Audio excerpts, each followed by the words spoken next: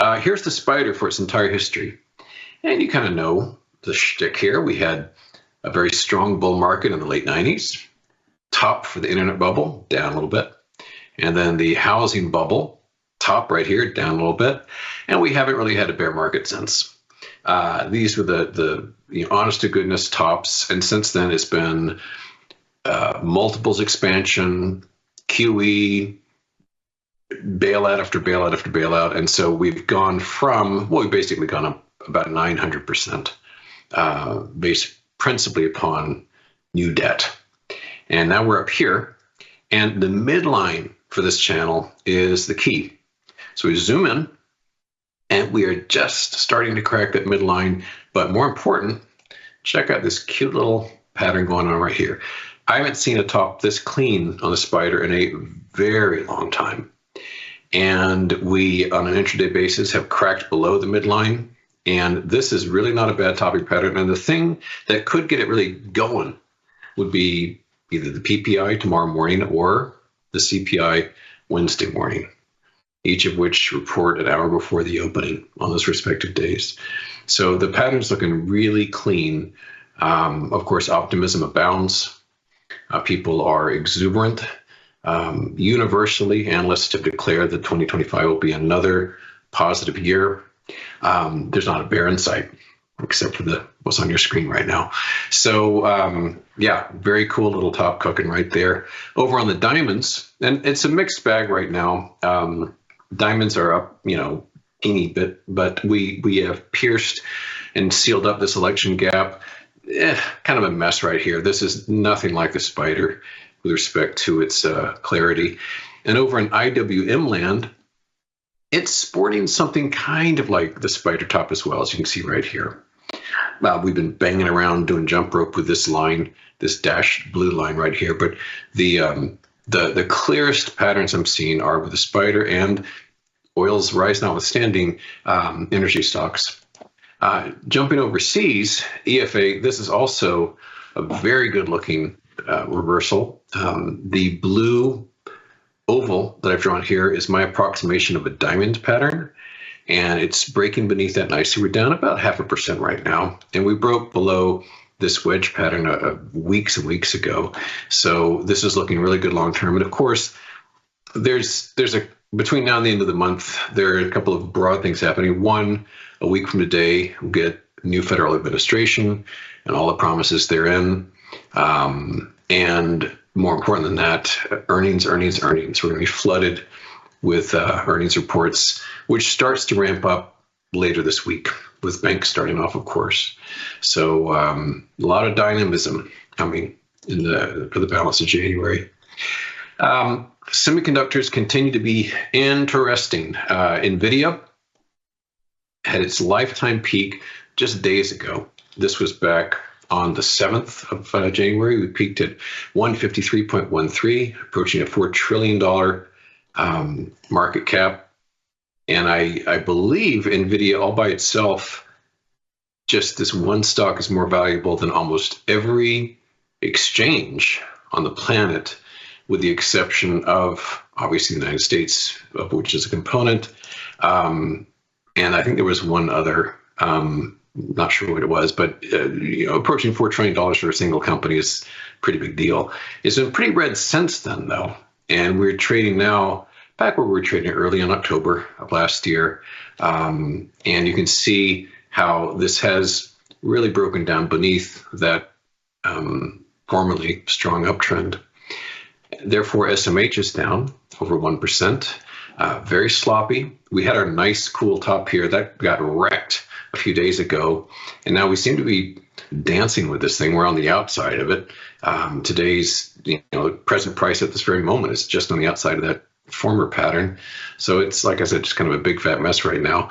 I've only got a couple of semiconductor plays myself. I continue to be an AMD with a target. These are June puts. Target price way down here in the lower 90s.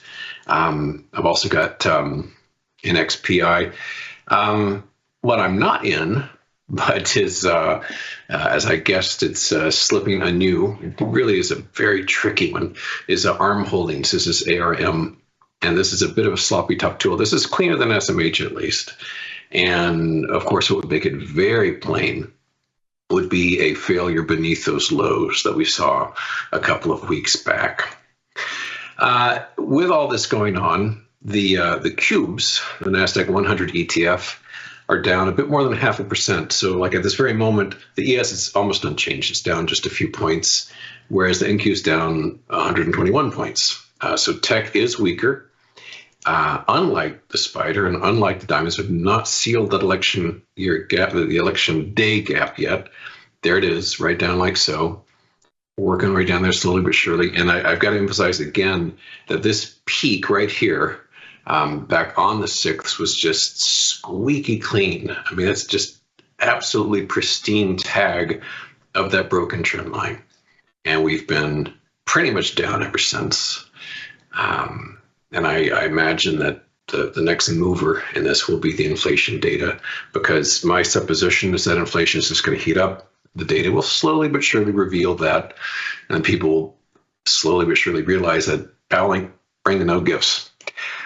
One item that my readers had to bring this to my attention as I kind of stopped looking at it, but finally taking a tumble, is Abercrombie and Fitch, which is one of the most volatile critters over the decades. It tends to have these broad sweeping tops that are followed by long bear markets. And this thing had just been exploding. We had gone in short order in autumn of 2022 from the mid-teens up to approaching $200. And it seems to be starting to slip pretty hard here, down today almost $30 a share. Once more, a very sloppy pattern, not something I'm trading or even really watching, but and retail, by the way, speaking of, that reports on, I believe, Thursday. So it's PPI Tuesday, CPI Wednesday, retail on Thursday. Well, what else is going on today? Oh, well, okay, I'm in this at least. Crocs, remember? CROX, the fabled luxury shoemaker Crocs. CROX is the symbol, CRC, S is the name, and we've got our third clean top here, kind of nicely spaced. This is a kind of beautiful symmetry here, and we have broken below this blue supporting trend line, and down nicely today, over 4%, almost $5 a share. It's pretty plain. The bloom is off the quantum rose. These continue to deteriorate. Just the Whitman sampler here. Here's D-Wave, QBTS down over a third. And this peaked at 1141. We're down to $3 and change now. So whatever that is, 60, 70%. QSI, which I've picked on mercilessly because of the complete misinterpretation of what this company does. So this has gone from 5.77 to $1.90. Woo! And how's the volume doing? Well, it's down.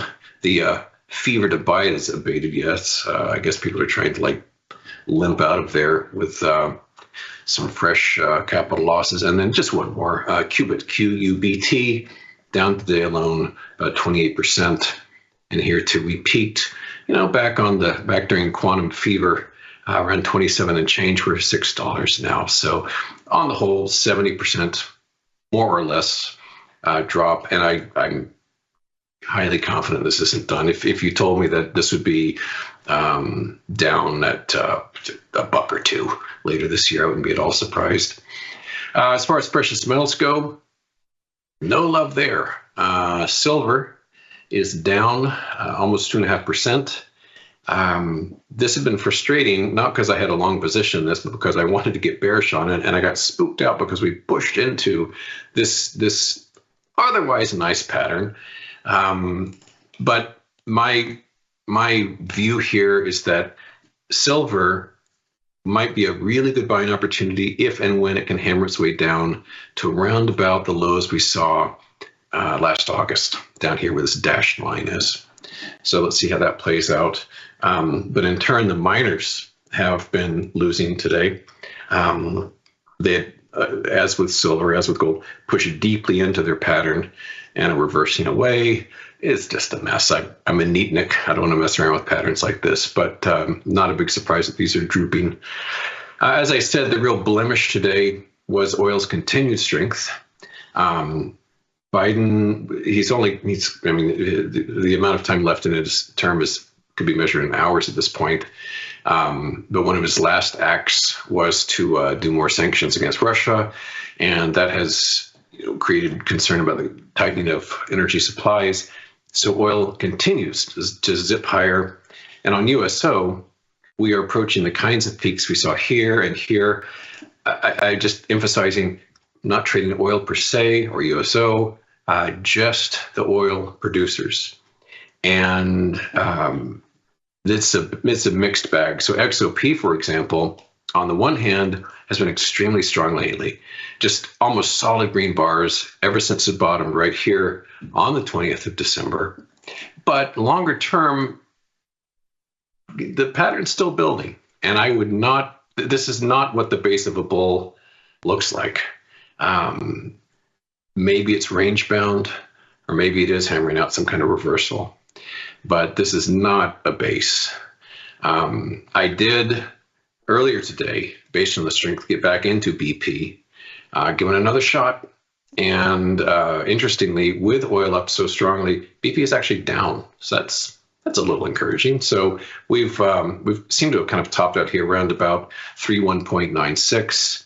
So I've got some June puts on that based upon this blob of overhead supply. Bitcoin losing and beginning to tease its $90,000 level here a bit. If we can break below 90K, I think that'll really accelerate the selling, because that's a psychologically important number, and that is an important base that's been in place for months now. And in turn, a lot of other kind of secondary or tertiary crypto, their breakouts have been slipping back into the pre-breakout zone as well. And naturally, MicroStrategy is feeling the heat a bit, down about 3%.